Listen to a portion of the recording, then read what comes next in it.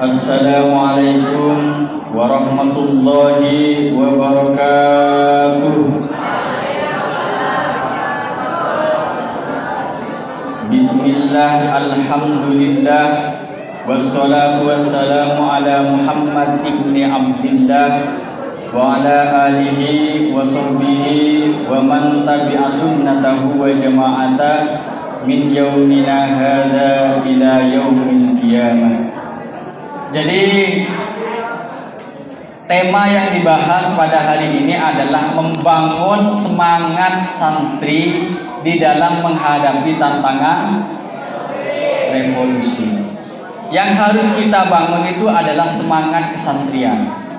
Sama juga dulu ulama nasionalis Hadratus Syekh Kiai Haji Hasyim Asy'ari itu menanamkan semangat kesantrian kepada orang-orang Jawa Tengah dan Jawa Timur, sehingga lambat laun Belanda, Jepang, pasukan sekutu, bahkan Jenderal Malabi ini berhasil diusir dari tanah kita Indonesia. Alhamdulillah. Pendiri IPNO yaitu Kiai Haji Profesor Dr. Anwar Kiai Haji Tolhah Mansur, beliau juga keturunan dari orang Madura. Beliau menjadi sekretaris Sabilillah pasukan Malang untuk bertempur di 10 November di Surabaya, yang sekarang kita peringati sebagai hari, alhamdulillah, 10 November adalah hari pahlawan nasional. Dan ulama-ulama NU pun juga banyak yang disematkan, banyak yang dikukuhkan sebagai pahlawan Indonesia. Di antaranya adalah Hadratus Syekh Kiai Haji Hasyim Asy'ari, juga Kiai Haji Wahab Asbullah, Kiai Haji Bisri Samsuri, dan Kiai Haji As'ad Samsul Arifin. Beliau adalah tokoh Nahdlatul Ulama sekaligus pahlawan Indonesia. Jadi yang menjadi penyelamat, yang menjadi juru penyelamat untuk kemerdekaan Indonesia itu adalah Nahdlatul, bukan yang lain. Jadi kita harus berbangga menjadi warga Nahdlatul. Kalau masih di tingkat pelajar, caranya masuk ke Nahdlatul Ulama adalah dengan masuk ke IPNO atau IPBNU atau IPBNO. Sehingga awal dari masuk ke NU itu ditentukan dari seberapa bisa dia masuk ke IPNO. Kalau di IPNO itu sudah mengikuti setiap pengkaderan, mulai dari Magesta, Lakmod, dan lain sebagainya, itu insya Allah kalau sudah masuk ke NU itu akan menjadi warga NU yang siap tempur. Siap tempur itu bukan siap perang, tapi siap melawan arus revolusi industri. Sehingga kader IPNO itu menjadi kader yang militan, bukan menjadi kader yang kagetan. Allahumma sholli ala Muhammad. Kalau santri yang harus dibangun itu apa? Apakah harus belajar bom? Apakah harus belajar elektronik? Tidak. Yang harus dibangun santri adalah semangat di dalam belajar, semangat di dalam proses kesantriannya untuk menjadi ulama. Karena ulama itu suatu saat nanti semuanya akan wafat, dan penggantinya ulama adalah santri. Sementara umat Nabi Muhammad itu ditentukan oleh ulama dan umara. Seperti yang disebutkan oleh ulama bahwasanya sinfani ida soluha soluhal ummah wa ida fasada fasadal ummah kulluhu, al ulama wal umara. Ada dua golongan, ada dua orang. Kalau dua orang ini rusak, kalau dua orang ini baik, maka semua umat baik. Kalau dua orang ini jelek, maka semua umat akan jelek. Siapa dua orang ini? Yaitu ulama. Yang kedua adalah umaroh atau pemerintah. Karena apa? Karena pemerintah itu adalah pengatur rakyat. Kita ini diatur oleh pemerintah. Kita diatur Pak Jokowi, diatur Bu Khofifah, diatur Kiai Badrun sebagai pemerintah. Tetapi kedudukan ulama itu berada di atasnya pemerintah. Jadi kalau kalian suatu saat menjadi ulama, kedudukan kalian itu berada di atasnya umara, di atasnya pemerintah. Karena katanya ulama, li'annal umara hukamun lil ummah wa li'annal ulama hukamun lil umara. Karena pemerintah itu yang mengatur kebijakan, kebaikan serta maslahat kepada ummah. Itu umara, pemerintah. Tetapi kalau ulama itulah yang menjadi pengatur dari pemerintah. Baik dan tidaknya pemerintah itu tergantung dari ulama. Allahumma sholli ala Muhammad. Makanya kalau santri dulu itu saya masih ingat, kitab itu dihafalkan dulu. Bahkan kalau lambat dulu itu disuruh menghafalkan Tabarok. Kalau tidak hafal tidak boleh duduk. Ada yang disuruh menghafalkan surat Al-Kahfi. Jadi kalau santri dulu banyak yang hafal Al-Kahfi, Tabarok, Waqiah, bahkan ada yang hafal sampai 15 juz. Itu kemauannya sendiri, belum ada tahfidz masih waktu itu. Kenapa? Karena semangatnya yang tinggi di dalam mengejar ilmu pengetahuan. Pernah ada satu orang teman saya itu lambat. Pas lambat langsung oleh gurunya, karena kamu lambat, kamu harus tidak boleh duduk kecuali sudah hafal Al-Kahfi.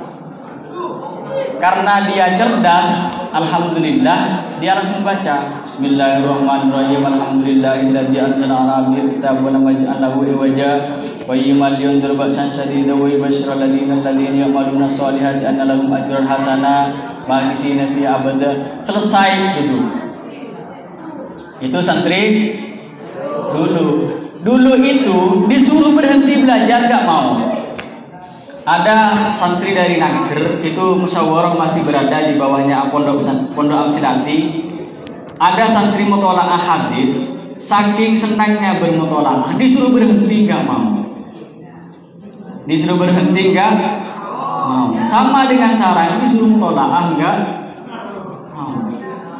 Sehingga ketika santri dulu itu kalau lupa bawa kitab, dia tidak kembali ke pondok untuk mengambil kitab. Kenapa? Karena kitabnya banyak yang sudah dihafal. Pernah waktu itu ada salah satu santri tepat pada malam Kamis. Malam Kamis itu malam yang sangat dramatis karena ada banyak kitab ya. Waktu itu dia tertidur di masjid, berangkat ke sekolah. Ternyata bawanya bukan Fathul Qori, itu kelas 3 Senawi. Yang dibawa itu kitab Fathul Mu'in. Dia lambat bawa kitab Fathul, yang dibaca Fathul Qori. Mari, salah lambat, salah kitab. Mari, masuk ke dalam, langsung sareng ustadzah. Esoro pakon mancing, ustadzah pakon mancing, pas esoro baca. Bangki sama ustaz tak, cek rengke tak menikah Fathul Mu'in. Silahkan baca bab toharoh. Karena santri itu sudah di luar kepala langsung membaca. Faslun kitab wahkami toharoti wal kitab nuwatan masdar lima al-dam wal jam'i wastilahan ismul jinsin minal ahkami amal bu fasfat fasmul linam'in mimma dahula tahta dalikal jinsi. Karena santri dulu itu banyak yang hafal, ketahuan itu. Ketahuan kalau ternyata mungkin kalau di depan kita buahkan roti itu sudah biasa lah karena sudah banyak yang hafal. Karena awal dari baca kitab itu kan dari kitabun roti. Ketahuan nggak buah kitab, pindah ke bab najasat, bab tentang najis, langsung dibaca faslun fi ahkamin najasati wa zawaliha wa hadzal faslu madhkurun fi ba'din nusahi qabaila kitab surati wan najasatu luwatani syai'un mustaqdar wa syar'an kullu ainin harumatan awluha ala mitlaqi halatil jari wa usul kitab gizi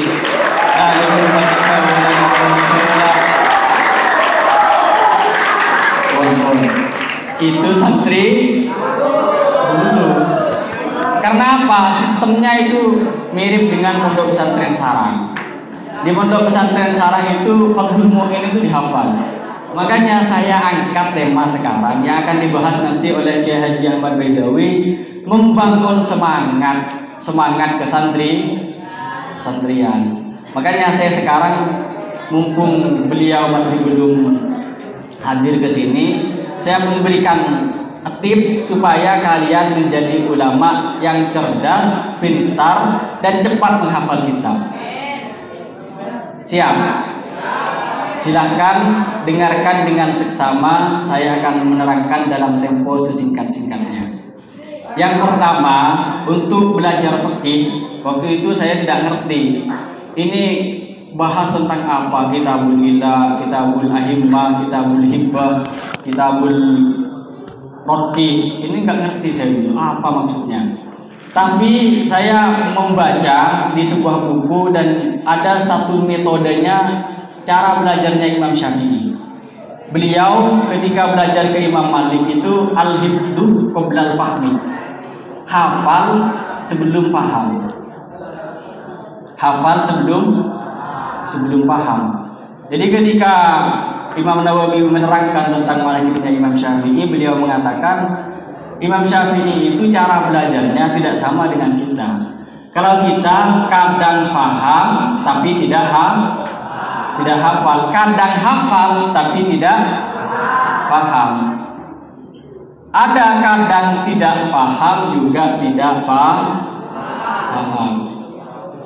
Karena apa? Karena kadang ketika kita bermutolaah kebingungan. Ini maksudnya apa? Pakai bahasa Arab harus dimakna, cara maknanya harus pakai bahasa Madura. Itu pun ada kode-kode etik, ada mim, ada jim, ada kaf, ada kho. Kalau kho tanda dari khabar. Kalau mim tanda mom, dasarnya mubtada dan khabar.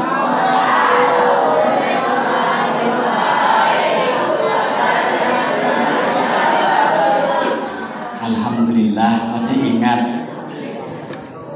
Mubtadaun Zaidun wa Amirun, in tah Zaidun Amirun. Di dalam ilmu nahwu yang disebut-sebut itu ada 3 orang artisnya. Yang pertama Zaid, ada yang kenal Zaid? Itu nama artis itu nahwu. Yang kedua Umar, terus yang ketiga ada Zaid, Umar, Bakar. Dorobtu Zaidan, yang dipukul selalu Zaid. Saya masih bingung salahnya Zaid itu di mana. Yang dipukul selalu Zaid. Ternyata itu ada di dalam kitab. Karena kalian mungkin kurang mendalami kitab dan harus mendalami. Itu ada di dalam sebuah kitab karangannya Imam Sibawayh. Kenapa selalu Zaid yang dipukul Zaid, yang pergi Zaid, yang datang Zaid, ja'a Zaidun, yang datang Zaid terus. Ternyata Zaid itu adalah mempunyai makna Zaidun.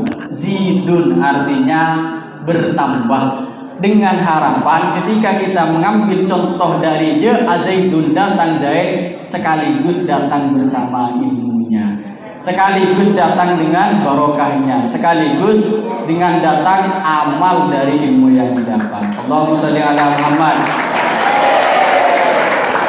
Jadi kunci di dalam memahami kitab, yang pertama kalian harus ngerti sorof, nahwu, dan bisa mencari kamus.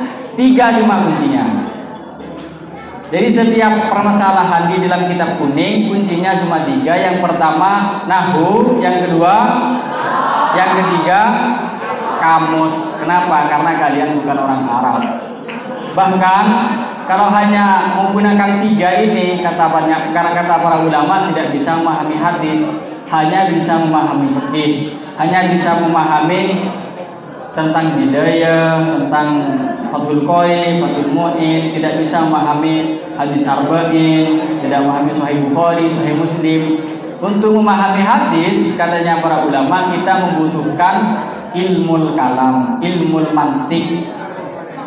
Kita juga membutuhkan arud, kita juga membutuhkan ilmu balaghah. Nanti kalau sudah sampai ke kelas 3 aliyah, kalian akan bertemu dengan mantik, ilmu balaghah, ilmu arud yang disebut dengan qawaidul lughatil arabiyyah.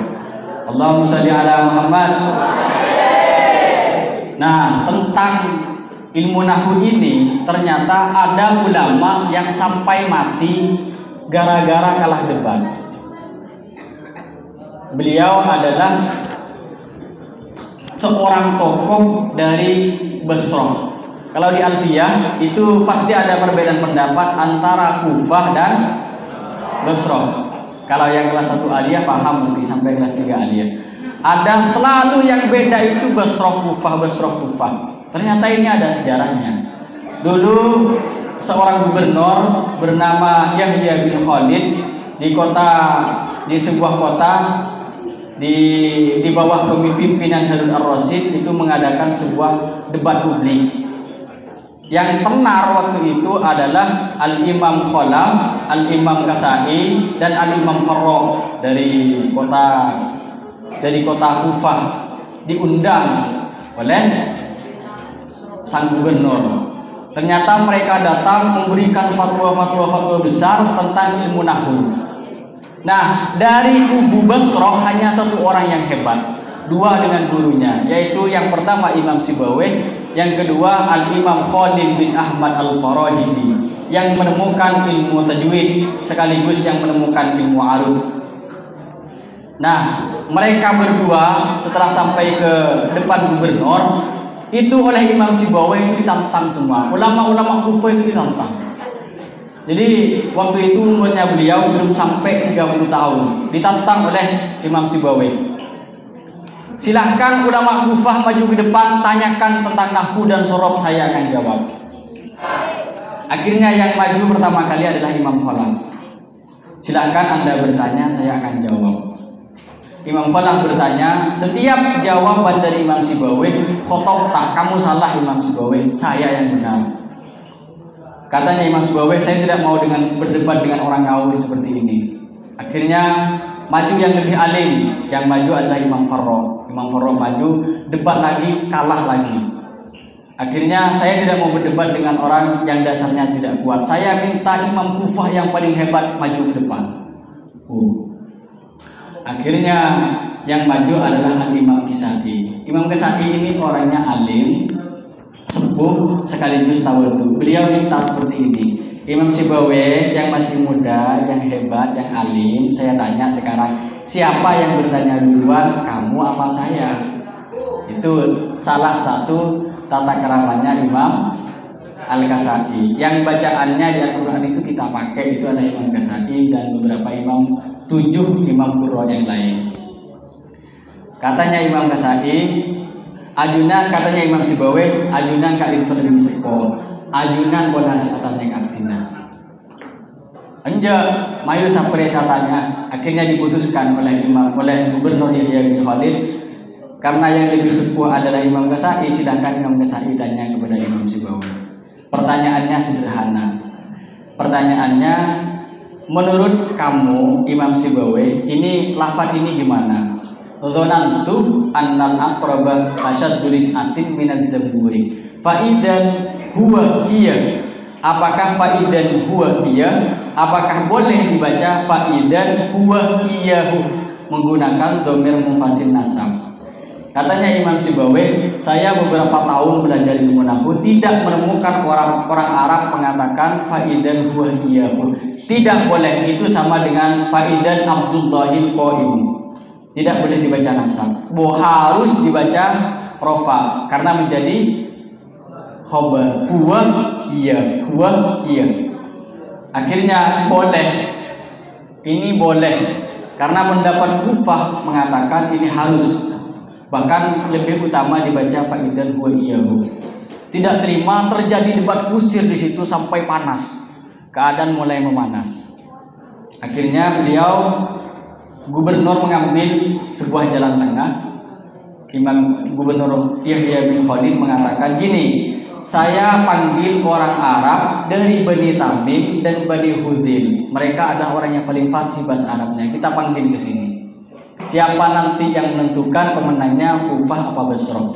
Ternyata dipanggillah orang itu, dan orang Badui Arab itu menjawab, yang benar adalah faidan huwa hiya atau faidan huwa iyahu. Boleh dibaca dua, rofa atau nasab. Akhirnya Imam Sibawayh, saya sudah keliling Bani Tamim dan Bani Hudin, mereka tidak mengatakan seperti itu. Kenapa pas di panggung ini mereka mengatakan seperti itu? Ulang Imam Sibawayh, setelah beberapa hari diketahui bahwa orang Bani Hudin dan Bani Tamim menjawab seperti itu, alasannya karena Imam Ghazali dekat dengan pemerintah Harun al-Rasyid. Takut karena beliau adalah salah satu orang yang dipercaya oleh Harun al-Rasyid. Melihat kejadian itu, ternyata Imam Sibawayh sangat kecewa, dibawa sakit hati, tidak bisa tidur, tidak bisa makan. Datanglah penyakit kepada beliau. Umur 32 tahun beliau wafat. Itu wafat karena bukan wafat karena jin. Akhirul kalam, semoga bermanfaat. Wallahul muwaffiq ila aqwamit thoriq. Assalamualaikum